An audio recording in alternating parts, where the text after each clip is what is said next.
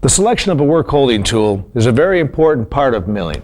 If there's a failure in a milling operation, 9 chances out of 10, the failure was due to the work being pushed out of its position by the force of the cutting tool, or the workpiece flexed because it was not properly supported. All of the work holding tools installed on the milling table are held in position with the help of the table's T-slots. It's important to keep the table and the T-slots clean and free from any burrs, nicks, or rust. A machine vise is by far the easiest way to hold small parts for milling and drilling. There are many different styles of vices. This is a plain milling vise. Parts should be set as deep into the jaws as possible.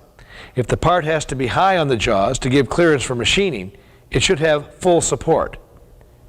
Here we're using a set of parallels to raise the work and provide support against the downward force of the cutting tool. Adjustable vices are helpful in holding parts that have to be machined at an angle. Work that's mounted directly on the milling table can be held in place with T-nuts, threaded studs, and strap clamps. The strap clamp should always be parallel to the table, with the stud and nut as close to the workpiece as possible. The outer ends of these clamps are supported with step blocks. There are many other tools used in conjunction with strap clamps to hold work. Here, V-blocks and strap clamps are being used to hold round stock on the table. Slotted angle plates are used in setups when the piece being machined needs to be held at a true 90-degree angle to the table. These plates are heavy and are made in a number of sizes. Work can be clamped or bolted onto the angle plate. The smithy step block is another form of angle plate and can be used for a number of milling and lathe operations. Here we're using it to bring a thin workpiece closer to the milling spindle. Work can also be mounted on the side as you would with any angle plate. Another tool that's extremely useful on a smithy machine is an adjustable angle plate.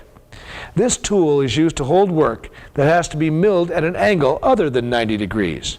It can hold work flat or at an angle to the left or right up to 45 degrees.